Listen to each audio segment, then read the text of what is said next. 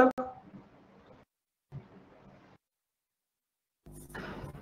No sir. Okay Sandeep. Sir एक question था, means Yes, Sandeep. बल्कि क्लास का नहीं था, आई जस्ट डिक्टेट इट। ज्यादा बड़ा तो नहीं है? नहीं सर, छोटा ही है, इसका डायरेक्शन का ही है। बताओ।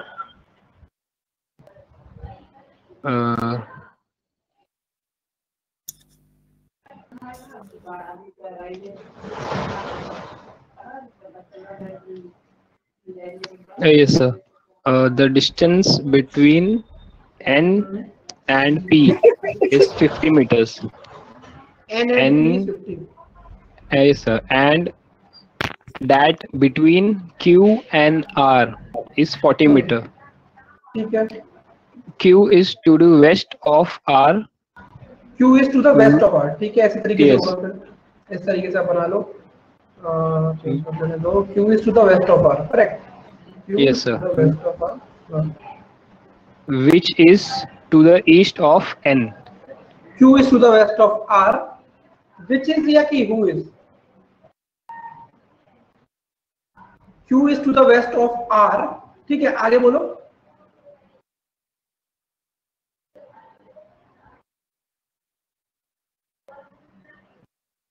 आगे बोलो।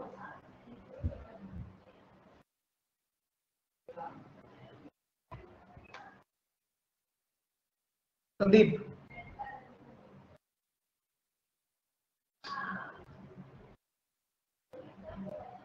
सर आवाज आ रहा है? हाँ अभी आ रहा है, बोलो। हाँ, लास्ट लाइन है। हाँ। P is to the west और नॉर्थ वेस्ट। एक मिनट, आप पूरा बोलो पहले, आप ये वाली लाइन बोलो। Q is to the west of R, उसके बाद बोलो। Q is to the west of R। हाँ। Okay, Q is to the west of R, comma, which is to the east of N. Q is to the west of, रुक जाओ, Q is to the west of R, which is to the east of N. east of N. Distance of 70 meters. Okay okay okay, रुक जाओ एक second, यहाँ पर which नहीं आएगा, who आएगा, ठीक है।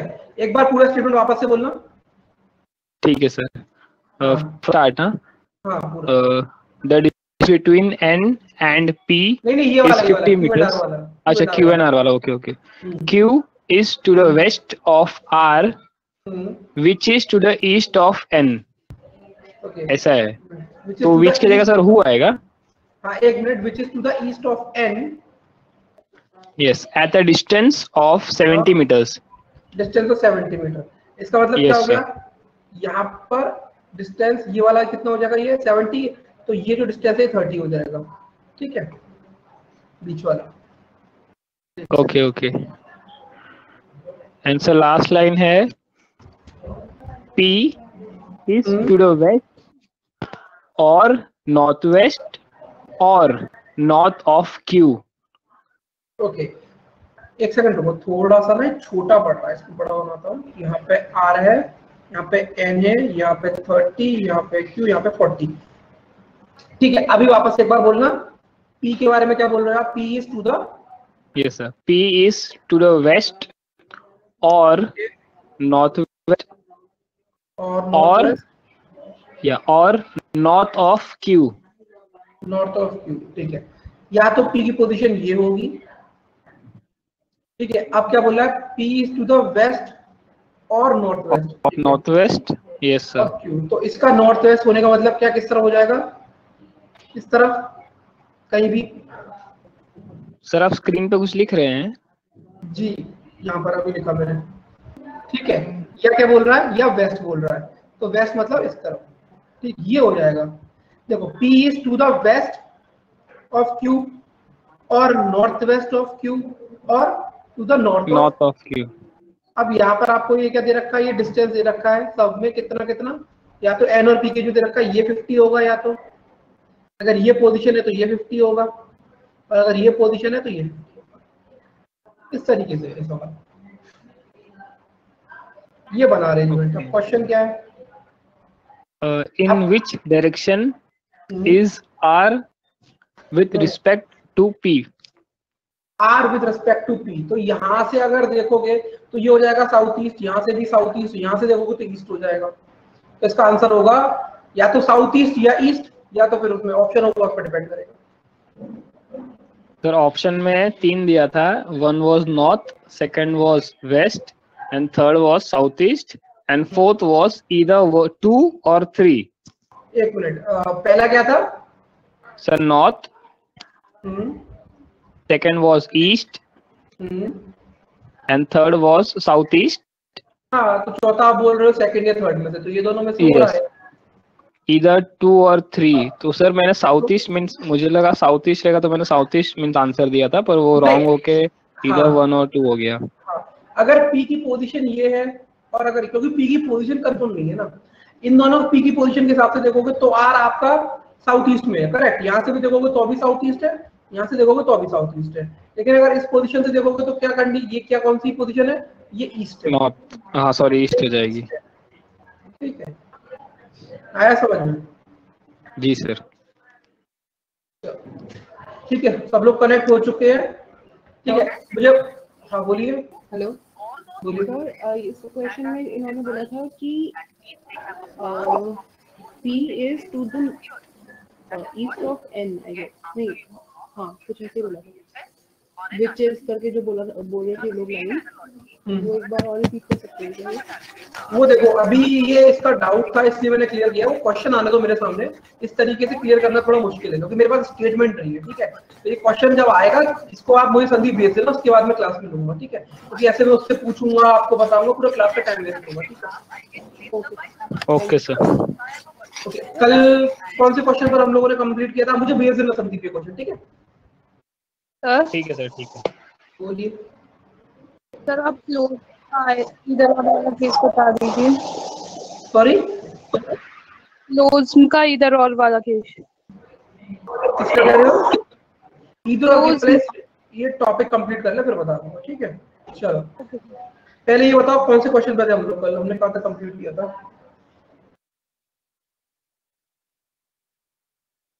बता दो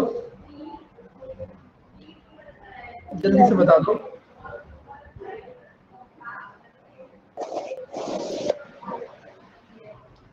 ठीक है, चलो क्वेश्चन नंबर 12 और 13 देखो, ट्राई करो सर।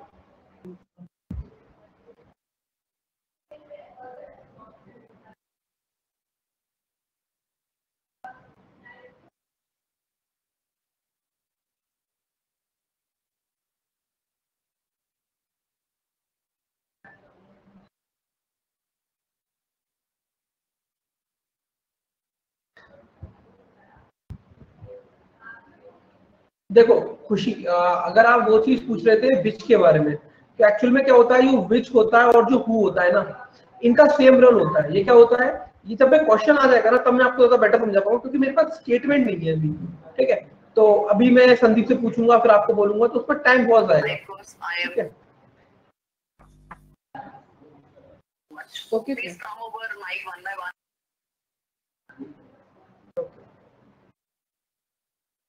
चलो इस क्वेश्चन को देखो, ट्राई करो सॉल्व करने का, 12 और 13 को।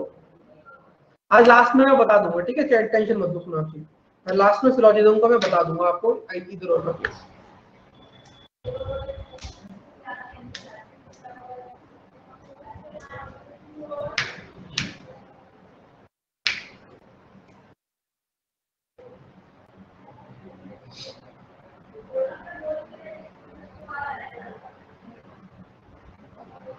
Sir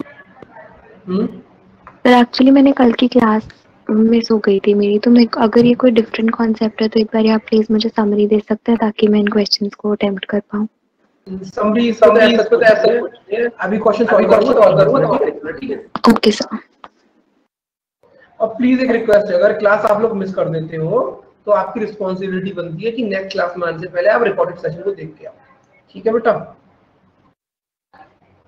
yes sir. देखो यहाँ पर क्या होता है, कोडेड डायरेक्शन में क्या होता है कि आपको सारा इंफॉर्मेशन दिया होता है, आपको उस इंफॉर्मेशन को पढ़कर समझना होता है कि किस तरीके से क्वेश्चन सेट हुआ है। जैसे कि यहाँ पर आप देखो, आपको क्या दे रखा है, एंड यूज करा हुआ है यहाँ पर, ठीक है। देखो यहाँ पे ये जो एंड है, इस एंड का मीनिंग क्या है? इस एंड का मीनिंग ये लिखा है, ध्यान से देखना, ये G एंड H दे रखा है। तो यहां पर G क्या है? ये फर्स्ट पर्सन है,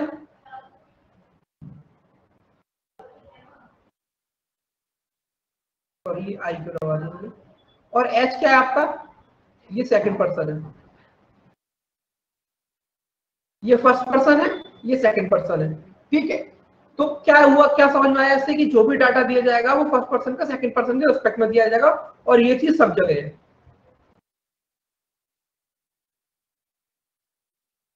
आगे यहाँ पर 99 लिखा है, यहाँ पे 77 है, यहाँ पर 65 है, यहाँ 43 है, यहाँ 113 है, या 91 है, या 66 है, या 44 है, यहाँ 49 है, यहाँ 27 है। क्या समझ में आ रहा है यहाँ पर?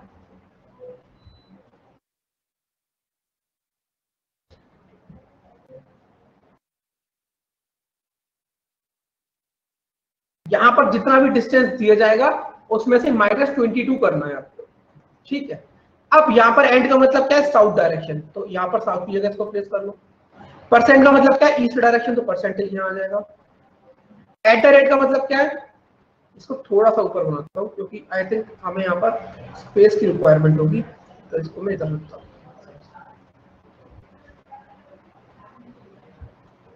यहाँ पर एंड, यहाँ पर परसेंट, यहाँ पर एट द रेट का मतलब क्या है? नॉर्थ, तो एट द रेट यहाँ आ जाएगा, और हैश का मतलब क्या है?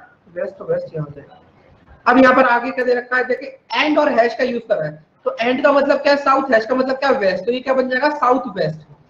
तो इसका मतलब क्या है कि G is to the south west of H। इसका मतलब क्या है कि अगर दो मेन डायरेक्शंस के सिंबल्स को आप एड अप करोगे तो आपको क्या मिलेगा? एक कार्डिनल डायरेक्शन मिलेगा, ठीक है। तो इस डाटा के बेसिस पर क्वेश्चन को करना स्टार्ट।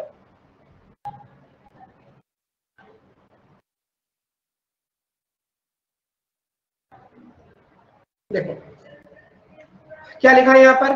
A@B25। इसका मतलब क्या हुआ? इसका मतलब क्या हुआ? A is to the north of B at a distance of how much meter? A is to the north of B at a distance of how much meter? Fill in the blanks. Yes, 3 metre. तो B को अगर मैं यहाँ place करता हूँ तो A यहाँ पे आ जाएगा, और इन दोनों के बीच में डिस्टेंस कितना हो जाएगा? 3 मीटर। उसके बाद C#D। C#D का मतलब क्या है? दैट, देखो अब यहाँ पर एक चीज ध्यान सुनो, मैंने पहले ये वाला पॉइंट मार्क किया, ठीक है। अब मैं क्या करूंगा? अब मैं इस पॉइंट को फिलहाल के लिए स्किप कर दूंगा। क्यों स्किप कर दूंगा? क्योंकि ना तो मुझे सी से रिलेटेड डाटा पता, ना डी से रिलेटेड डाटा पता। मैं पिक करूंगा B%C को, क्योंकि मुझे बी से रिलेटेड पता है। तो B%C का मतलब क्या होता है? इसका मतलब क्या है? B is to the west of C at distance of 20 metre. तो B यहाँ पर प्लेस है, तो C के वेस्ट में आने के लिए कहाँ आएगा? C यहाँ पे आएगा, और ये कितना हो जाएगा? 20 मीटर। क्या ये बात समझ में आई कि मैंने सेकंड वाले पॉइंट को क्यों छोड़ा, थर्ड वाले पॉइंट को क्यों पुट किया? क्या ये बात समझ में आई सब लोगों को? Yes sir. सर ये पॉइंट समझ नहीं आया, इधर दोबारा बताना। कौन सा वाला पॉइंट समझ में नहीं आया? परसेंट। क्या है परसेंटेज का मतलब? क्या है परसेंटेज का मतलब? वेस्ट। ओके सॉरी परसेंटेज का मतलब ईस्ट है। सॉरी मंशी,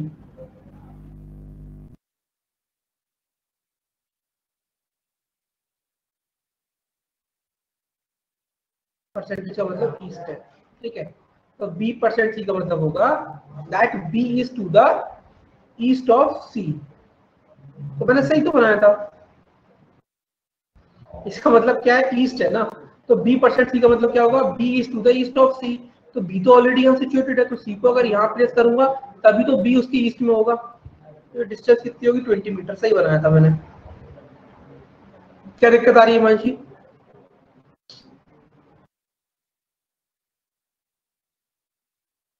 हिमांशी,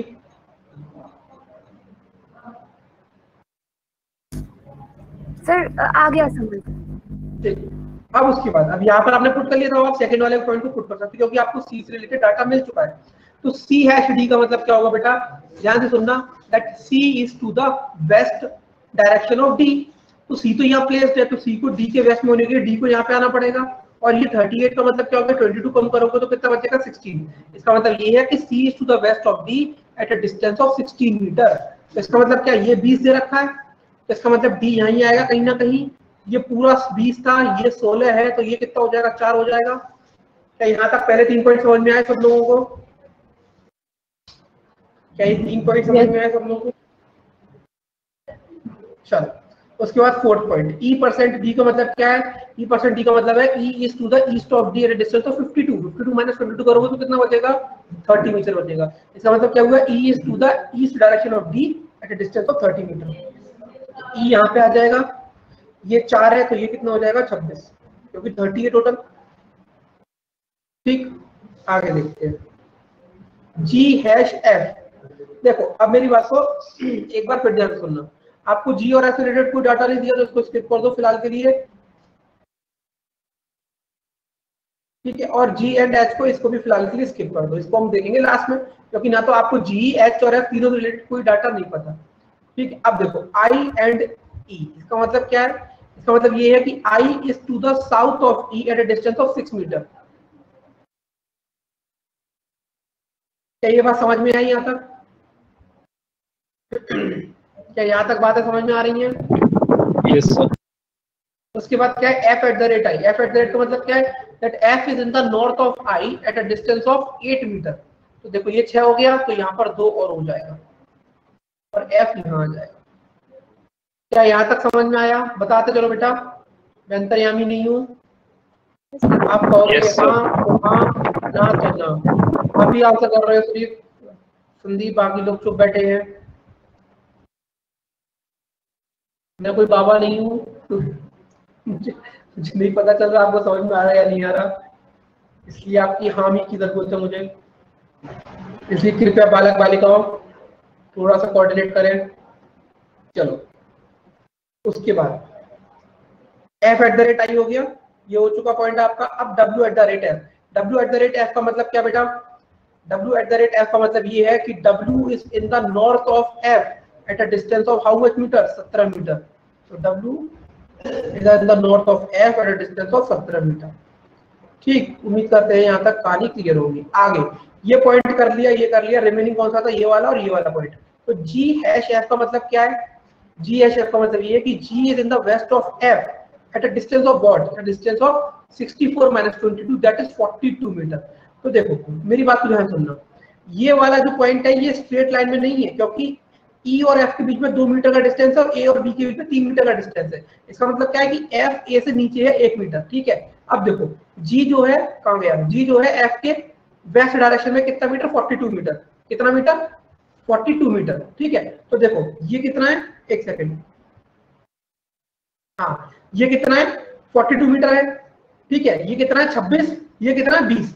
26 20 46। इसका मतलब जो F जो G है वो कहीं ना कहीं यहाँ पर आएगा, ठीक है। और ये इसके नीचे होगा पॉइंट, तो ये 26 हो गया, ये रिमेनिंग कितना हो जाएगा? 16 हो जाएगा। तो ये बात समझ में आई यहाँ तक सब लोगों को?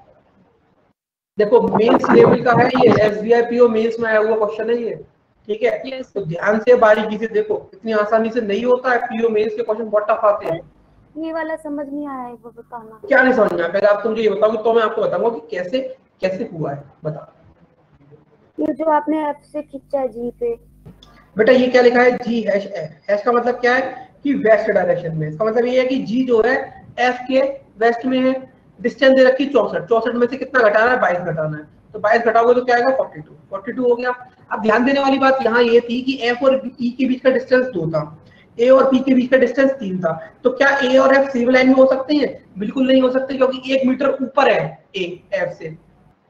तो ये ध्यान रखना था इस स्लाइड का बस। तो बाकी ये 26 है, ये 20 है, टोटल कितना हुआ? 46। इसका मतलब 26 तो इस तरफ और 16 और, तो इसका मतलब सी और डी के कहीं ना कहीं बीच में होगा जी। समझ आया हिमांशी? Yes sir. उसके बाद बोलो बोलो। तो 30 हो गया। क्या क्या क्या क्या? नीचे वाला 26 और 4 30 हो गया। 26 और 4 30 हो गया और 12 बच गया। मतलब ये अच्छा समझ गया, कहानी समझ गया, परेशान ना हो। इतना ये 4 हो गया है ना? थोड़ा सा और लंबा कर दो।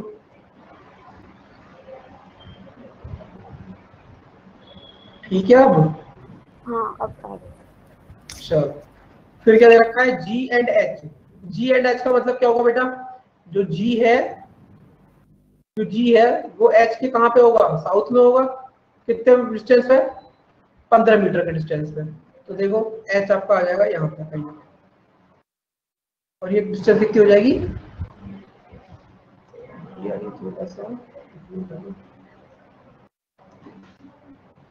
ये डिस्टेंस कितनी हो जाएगी? 15 मीटर। ठीक है, अब यहाँ पर मुझे एक बात बताओ, मैं आपसे पहले एक सवाल पूछ रहा हूँ। अच्छा पहले तो मुझे बताओ ये समझ में आया नहीं आया पहले पूरा? Yes sir. अच्छा मुझे एक क्वेश्चन का आंसर करो सब लोग। W का डायरेक्शन क्या है? What is the direction of W with respect to H? What is the direction of W with respect to H?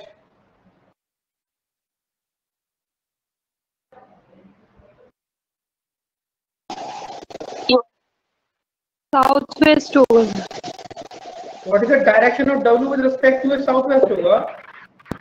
Sir एक मिनट, एक वापस ना सर, एक सॉरी सर रिपीट कीजिए ना आपका क्वेश्चन। क्वेश्चन ये है बेटा, what is the direction of W with respect to H? Very good, यही जो गलती आप लोग कर रहे हो इसलिए मैंने या तो वेस्ट हो या तो नॉर्थ वेस्ट। ये जो ईस्ट आंसर कर रहे हैं ना प्रियंका और शोभित, इसलिए मैंने ये क्वेश्चन पूछा था। क्योंकि अगर आप चीजों को समझोगे नहीं, अगर आप छोटी छोटी चीजों को समझोगे नहीं, पकड़ोगे नहीं, मतलब समझ तो रहे हो लेकिन पकड़ नहीं पा रहे, तो दिक्कत होगी। देखो कैसे, देखो ए और एफ के बीच में 1 मीटर का डिस्टेंस था, ये टोटल कितना है? 17 है। ठीक है, अब जी और एच के बीच में कितना डिस्टेंस है? जी और एच के बीच में कितना डिस्टेंस है? 15 मीटर है। और ये कितना डिस्टेंस है? 17 मीटर है। तो क्या ये स्ट्रेट लाइन में होंगे? आप लोग ईस्ट आंसर कर रहे हो, ये ईस्ट नहीं होगा, आंसर होगा क्या? नॉर्थ ईस्ट होगा इसका आंसर। अगर मैं बोलूं what is the direction of W with respect to H, तो इसका आंसर होगा नॉर्थ ईस्ट। क्लियर है Shobhit, Priyanka? Yes sir. Yes sir. चलो ये गलती करवानी थी मुझे। ठीक, चलो कोई बात नहीं। चलो इस सवाल का आंसर दो। चलो इस सवाल का आंसर दो, पूछा जा रहा है इफ x। मुझे समझ नहीं आया, एक बार बताना। क्या नहीं समझ आया? W वाला विद रिस्पेक्ट टू वाला। आप बताओ क्या आंसर होगा पहले तो, आपकी मैं समझ देखो कितनी अच्छी है, पहले तो बताओ। W with respect to H, हाँ ये मेरा आ रहा है, मैं बताती हूँ, साउथ साउथ तो होगा नहीं, पहली बात तो साउथ कैसे हो जाएगा यहाँ? मेरे आंसर तो लॉजिकल। यहाँ पर क्या है ये देखो पहले, देखो एक सेकंड, क्या पूछा जा रहा है? What is the direction of W with respect to H? तो जब जिसके रेस्पेक्ट में पूछा जाता है उस पर क्या करते हैं? क्वाड्रेंट बनाते हैं। तो ये क्या डायरेक्शन है? ये साउथ कहां से हो रही है? साउथ तो किसी एंगल से नहीं हो रही, नॉर्थ ईस्ट ही तो होगा ये।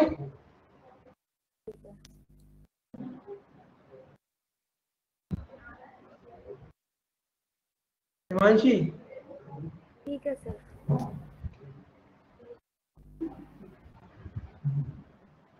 सर मेरा डायग्राम थोड़ा गलत बन गया, मैं दोबारा बनाऊंगी अब। ठीक है, दोबारा बना लेना, इसका स्क्रीनशॉट ले लो। चलो मैच कर लेना इससे दोबारा बनाने के लिए। ठीक है, अब देखो क्वेश्चन क्या है। इफ, देखो यहाँ पे लिख रहा हूं ऊपर, इफ x,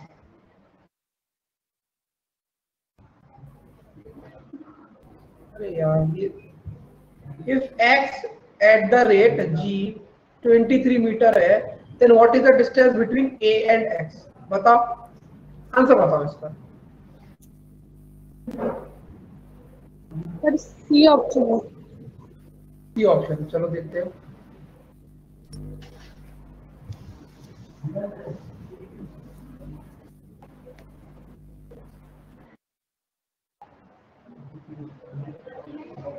सी ऑप्शन होगा, डी ऑप्शन होगा?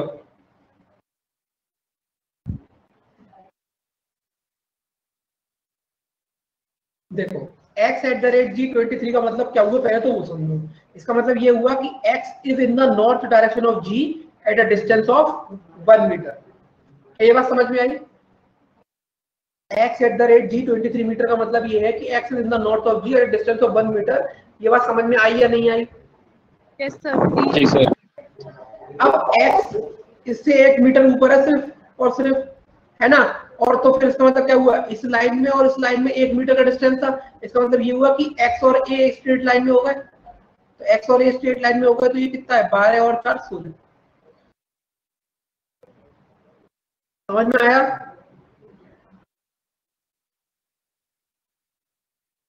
एक बार और बता दीजिए। यही वाला सर ये x और a के बीच में जो डिस्टेंस, बेटा ये डिस्टेंस कैसे ले रहे पहले आपको ये पता होनी चाहिए। हम लोग -22 कर रहे हैं ना हर डिस्टेंस में से, तो 1 मीटर नहीं बचेगा अगर मैं 23 में से 22 माइनस करूंगा तो। खुशी, अगर यहाँ पे ये लिखा है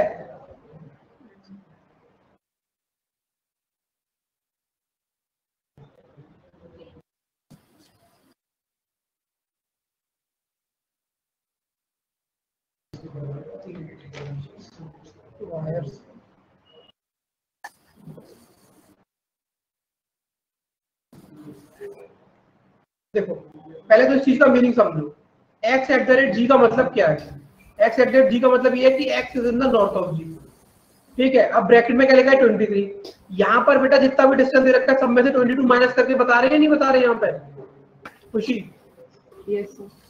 तो x एट द रेट 23 का मतलब क्या होगा, x is in the north of g distance of 1 metre. तो यहाँ पर आप ये चीज देखो कि ये जो लाइन थी g वाली जो लाइन जा रही है ये g और f वाली, ये a से 1 मीटर नीचे है और g जो x जो है वो g से 1 मीटर ऊपर है। इसका मतलब ये नहीं हुआ x और a एक स्ट्रेट लाइन में आ गए। तो पर a और x के बीच में तो डिस्टेंस 3 मीटर है ना? सॉरी, ओके सर, आ जाइए। Yes sir. ठीक है, चलो इस क्वेश्चन का आंसर करो। What is the direction of a with respect to w? What is the direction of a with respect to w?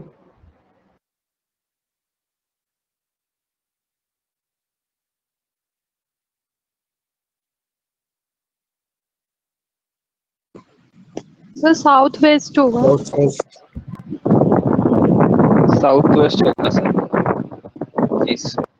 चलो चलिए क्वेश्चन नंबर 14 to 18 पढ़ो। समझ में आ गया ना ये वाला? ये SBI PO मेंस का क्वेश्चन है ये। ठीक है, वापस से सॉल्व करना है इसको। ठीक है, चलो देखो ये वाला क्वेश्चन। थोड़े डायरेक्शन को समझो, पढ़ो, फिर मुझे बताओ समझ में आया या नहीं आया।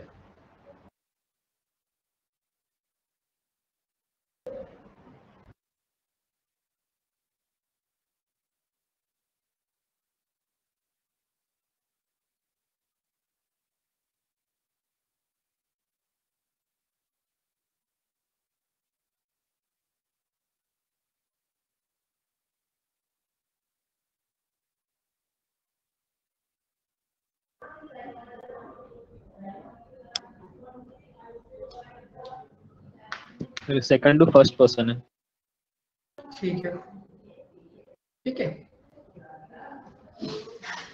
हाँ ये सेकंड पर्सन है, ये फर्स्ट पर्सन है। सेकंड फर्स्ट सेकंड सब में से। ठीक है, तो क्वेश्चन का जो इक्वेशन दे रखी है यहीं पे बनाते हैं पहले इसको छोटे से क्वाड्रेंट। P हैश Q का मतलब क्या है, साउथ डायरेक्शन। हैश का मतलब क्या है, साउथ डायरेक्शन। उसके बाद एट द रेट का मतलब क्या है, नॉर्थ डायरेक्शन। तो एट द रेट यहाँ जाएगा। उसके बाद एंड का मतलब क्या है, ईस्ट डायरेक्शन। तो ये यहाँ जाएगा। उसके बाद डॉलर का मतलब क्या है, वेस्ट डायरेक्शन। तो डॉलर यहाँ जाएगा। ठीक है बेटा, अब आगे देखो क्या है, सब पढ़ लेते हैं। देखो इसने इन्होंने ईस्ट में डिस्टेंस दे रखा है। कितना दे रखा है, या तो 12 या 6 metre. To in the east direction of P distance of either 12 और 6 मीटर। तो ये कितना दे रखा है, या तो 12 या 6। ठीक, उसके बाद एंड का मतलब क्या है, Q is in the west direction of P at a distance of either 15 metre और 3 मीटर। तो ये कितना हो जाएगा, 15 या 3।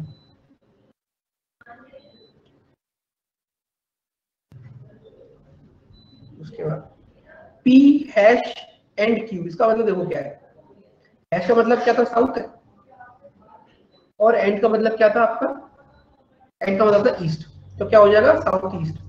अब यहाँ पे लिखा गया उसको समझो पहले।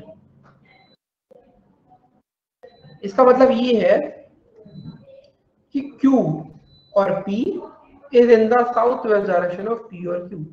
इसका मतलब ये है या तो P Q के साउथ ईस्ट में है या तो Q P के साउथ ईस्ट में है, ठीक है। इसी तरीके से ये दे रखा है, मतलब क्या है कि जितने भी कार्डिनल डायरेक्शंस हैं उसमें दोनों वेरिएबल एक दूसरे के इंटरचेंज हो सकते हैं। क्या ये बात समझ में आई, क्या ये बात समझ में आई? नहीं सर। अरे इसमें सिंपल सी बात है, P के साउथ ईस्ट में या तो Q होगा या तो Q के साउथ ईस्ट में P होगा, और क्या है इसमें, ये डाउटफुल छोड़ रहे हैं यहाँ पे, दोनों में से कुछ भी हो सकता है, कर सकता है। ओके ठीक है। चलो आगे चले। तो ध्यान रखना कि जितना भी कार्डिनल डायरेक्शन आएगा, जितना भी कार्डिनल डायरेक्शन आएगा उसमें से कुछ भी हो सकता है, मतलब दोनों में से कोई भी इधर उधर हो सकता है। अब इसका इक्वेशन आपको ये दे रखा है, इसको आप देखो, ध्यान से समझने की कोशिश करो। एक सेकंड रुकना, ये जान लेते हैं। हाँ, यहाँ पे क्या लिखा है, इफ A एंड B, इसका मतलब क्या है, A एंड B का मतलब क्या है, यहाँ पर हमें क्या दे रखा था, सेकंड पर्सन था फर्स्ट पर्सन था, यहाँ पे सेकंड पर्सन था फर्स्ट पर्सन के रिस्पेक्ट में, ठीक है। तो यहाँ पर क्या दे रखा है, A एंड B।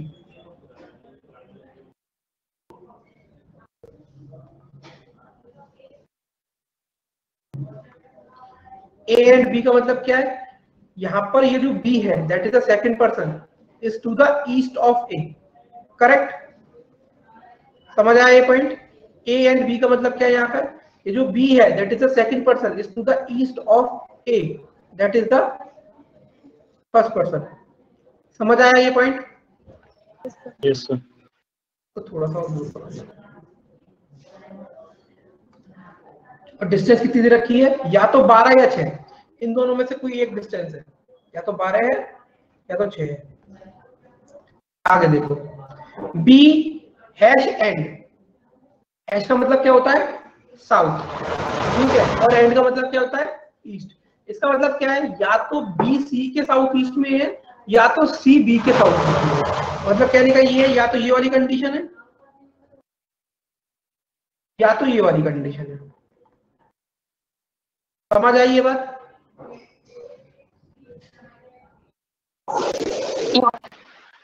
यस ठीक। उसके बाद आगे क्या दे रखा है, $C। $C का मतलब क्या है, that is second person is to the west of first person, correct. $C का मतलब क्या है, that D is to the west of C at a distance of, जो भी दे रखा है 15 या 3। इसको भी यहां पर लिख लो साइड से, ठीक। आगे D and E, D and E का मतलब क्या है, E is to the east direction of D, E is to the east direction of D at a distance of 12 or 6 metre. आगे E at the rate F, E at the rate F का मतलब क्या है, that F is to the north of E, F is to the north of E, मतलब F के ऊपर की तरफ कौन होगा, सॉरी E के ऊपर की तरफ कौन होगा, F होगा, मतलब F is to the north of E, ठीक है। तो इक्वेशन कंप्लीट हो गई। क्या आपको समझ में आया, ये मैंने जो लिखा है अभी तक डाटा, जितना भी मैंने जितना भी डाटा लिखा है अभी तक समझ में आया सब लोगों को? Yes sir. DE वाला समझा दो एक बार। कौन सा वाला? DE के बाद DE वाला। तो DE का मतलब क्या है, क्या लिखा है यहाँ पे, D और E, इसका मतलब क्या है, सेकंड पर्सन कौन है, E है, तो E कहाँ हो जाएगा, ईस्ट में हो जाएगा D के, तो E को मैंने ईस्ट में बना दिया D के, 12 या 6 मीटर के डिस्टेंस पे, ठीक है। उसके बाद क्या लिखा है, E eight the rate F, तो E eight the rate F में F आपका क्या है, सेकंड पर्सन है, तो F कहाँ हो जाएगा, नॉर्थ में हो जाएगा E के, तो मैंने नॉर्थ में मार्क कर दिया ऊपर की तरफ। ठीक है, ठीक है हिमांशी? ठीक है सर, ठीक है। चलो ठीक, तो इतना समझ में आ गया होगा। अब आगे इसमें स्टेटमेंट पढ़ो क्या लिखा है। अच्छा मुझे एक चीज बताओ, डी जो डी है ना, चलो उसको भी छोड़ो, अभी यहाँ पे आगे पढ़ते हैं। अभी आगे क्या लिखा है इसमें, आर रिलेटेड, इसमें लिखा है are related to each other such that F is placed exactly between A and B on line A B. कहने का मतलब क्या है कि ये जो बेटा एफ है, ये जो एफ है ये ए और बी के एग्जैक्टली बीच में लाई कर रहा है, मिड पॉइंट पे। तो मतलब एफ कहां पे आएगा, यहां पे आएगा, आया ना?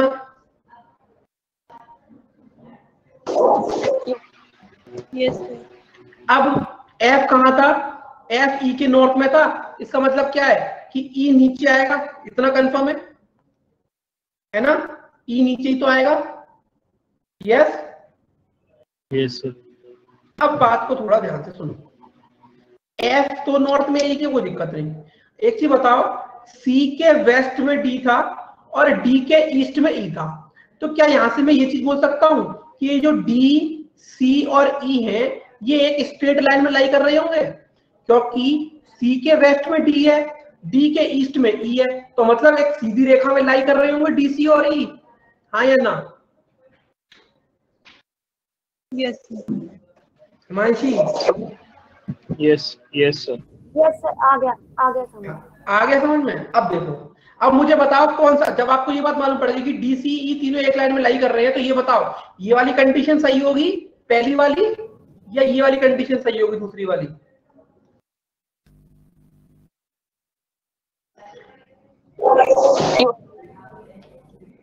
सर सेकंड वाली जिसमें सी नीचे है। हाँ, क्योंकि ई तो यहाँ पे लाई कर रहा है, तो मतलब डी और सी इस लाइन में लाई करेंगे, तो इसका मतलब ये वाली कंडीशन सही हो नहीं सकती, यही सही होगी। तो बी के साउथ कौन से डायरेक्शन में, साउथ ईस्ट में, मतलब सी आएगा कहीं ना कहीं यहाँ। ठीक, इतनी बात क्लियर हो गई? Yes sir. अब देखते हैं आगे। अब यहाँ पर देखो कुछ और भी लिखा हुआ है, यहाँ पर क्या लिखा हुआ है उसको पढ़ो। अभी भी हमारा केस पूरा नहीं कंप्लीट हुआ ना। Similarly D and A are vertically in line. Vertically in line का मतलब क्या है कि जो डी और ए है ये एक ही लाइन पर लाई कर रहे हैं, तो एक ही लाइन पर लाई करने का मतलब क्या है, यहीं पर लाई करेगा डी एग्जैक्टली। यस और no? Yes sir. D and A are vertically in line. अब आगे क्वेश्चन पूछ लिया है, अब आपको यहां से कुछ समझना है। देखो एक बात बताओ, ये समझ में आ गया स्ट्रक्चर। अब मुझे एक बात बताओ कि ए और बी के बीच में क्या डिस्टेंस हो सकती है। अगर मान के चलता हूं, दो दे रखी है ना, या तो 12 या 6।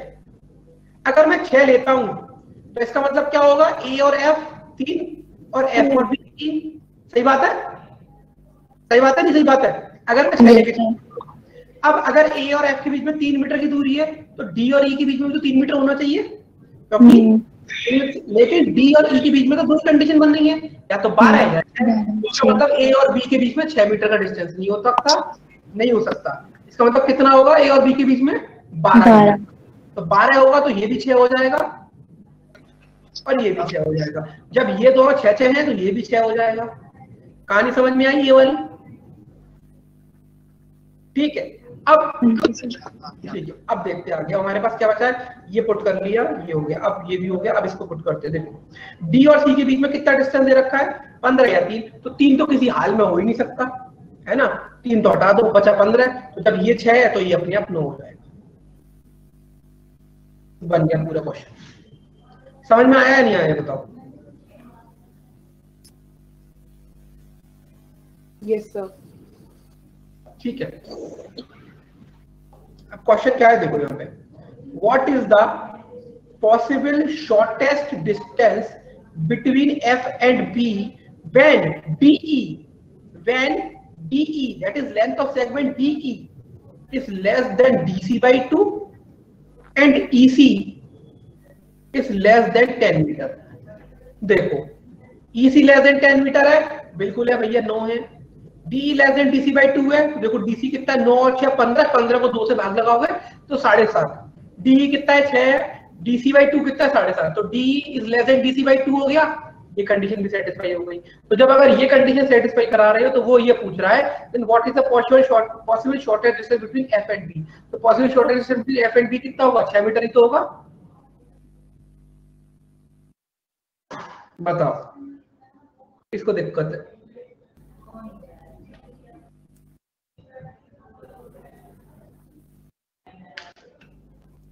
बोल लो हिमांशी। यस सर, आ गया समझ। बहुत बढ़िया, बढ़िया सवाल था ये, बिल्कुल करना पड़ेगा संदीप, ये तो कोई कहने की बात होती नहीं है, बिना प्रैक्टिस के तो टाइम कंज्यूमिंग। अभी मैं तेज कर देता तो आपके सर के ऊपर से निकल जाता है ये, ठीक है। मैं यहाँ पर एक एक चीज को इतनी बारीकी से एक्सप्लेन करने की कोशिश कर रहा हूँ, इससे एक बार में समझ में आ जाए, ठीक है। मेंस का सवाल है, हलवा समझने की गलती करना मत, ठीक है। मेंस के पेपर का लेवल हार्ड रहता है, मॉडरेट भी नहीं आता, और ये सारे क्वेश्चन मेंस लेवल के हैं। बैंकिंग मेंस का लेवल हमेशा हार्ड रहता है, नॉट इवन मॉडरेट है, ठीक है। तो प्रैक्टिस तो बहुत करनी है, और अपने आप को और भी उस सिचुएशन में तैयार रखना है। प्रैक्टिस तो बहुत छोटी चीज है बेटा, प्रैक्टिस तो पहली सीढ़ी है, तो करनी ही करनी है।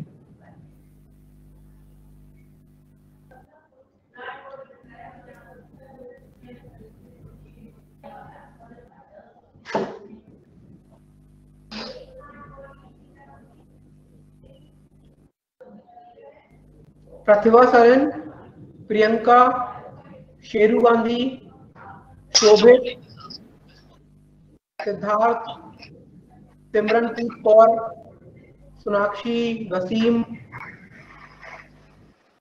प्रणति, नेहा, ममता, कृतिका, हर्ष, शुभ। समझ में आया सब लोगों को? Yes sir. चलो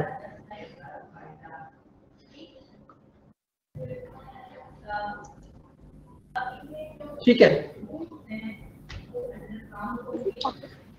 इसका दूसरा पार्ट देख लो।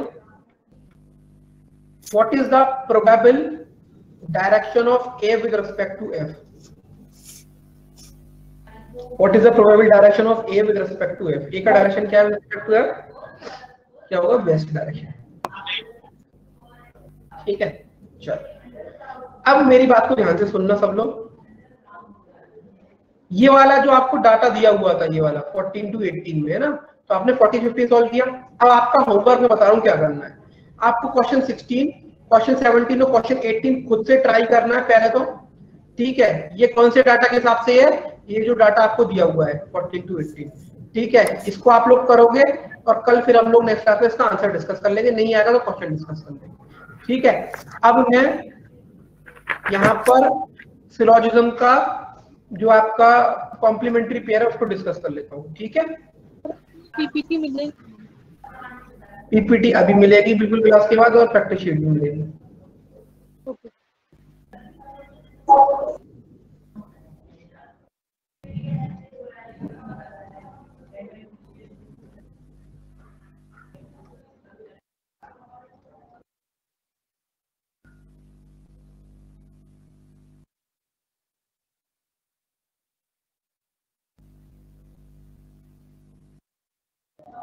बेटा ये उतार लेना, ठीक है, ये हेल्प करेगा आपको।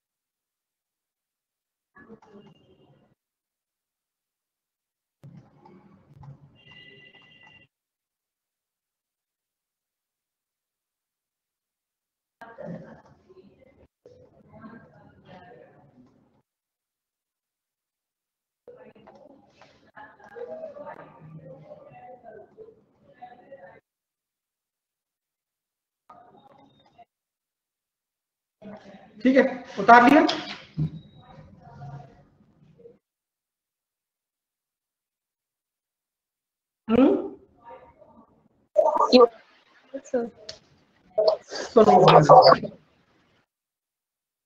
सुनो ध्यान से,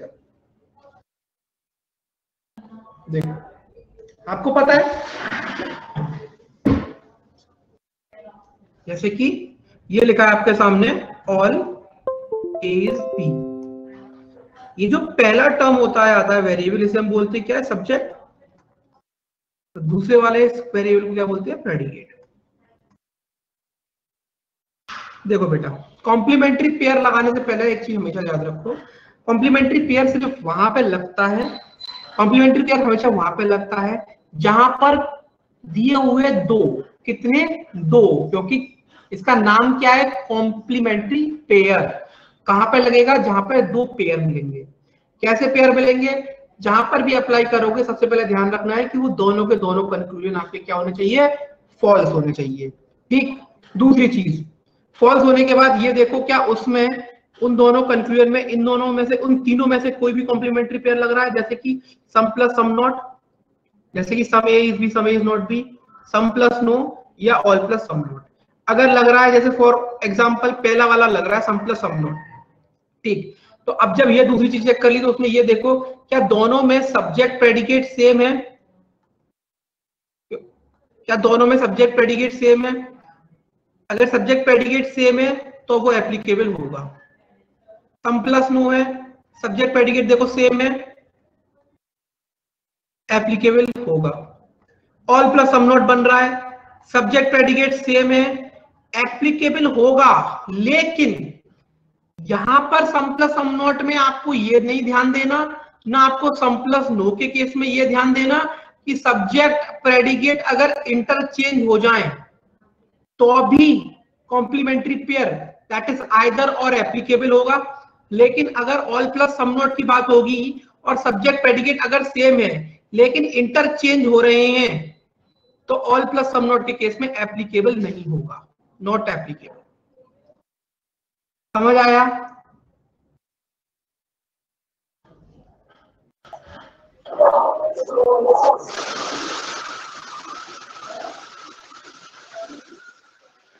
सर अगर इंटरचेंज हो जाएंगे तो ये रॉन्ग ही हो जाएंगे फिर दोनों।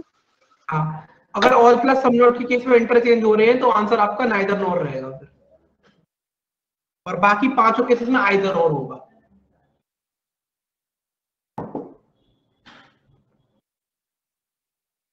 समझ आया? नए स्टूडेंट्स हैं उनको थोड़ी सी खबर नहीं लग रही होगी क्योंकि ये प्रीवियस टॉपिक था, उसका कुछ पॉइंट इन लोगों के रिमेनिंग थे।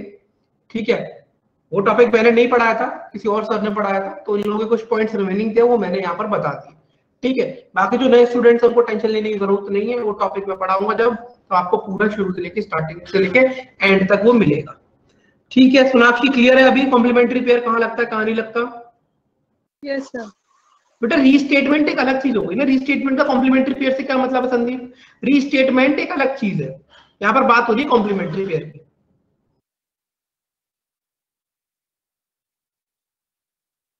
बेटा हमेशा याद रखना रीस्टेटमेंट कभी भी सही नहीं होता, रीस्टेटमेंट हमेशा इलॉजिकल होता है। ठीक है,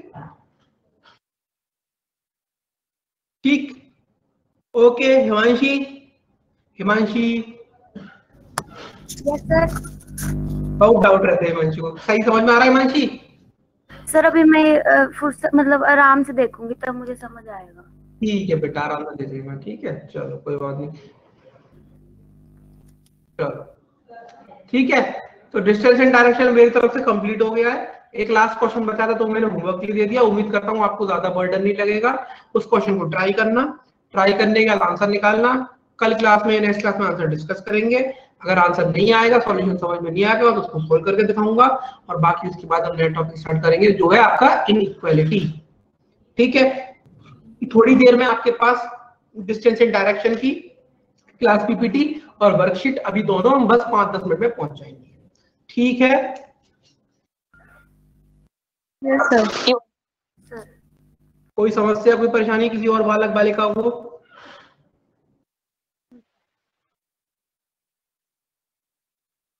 ठीक है, चलो टाटा कर ले आज फिर।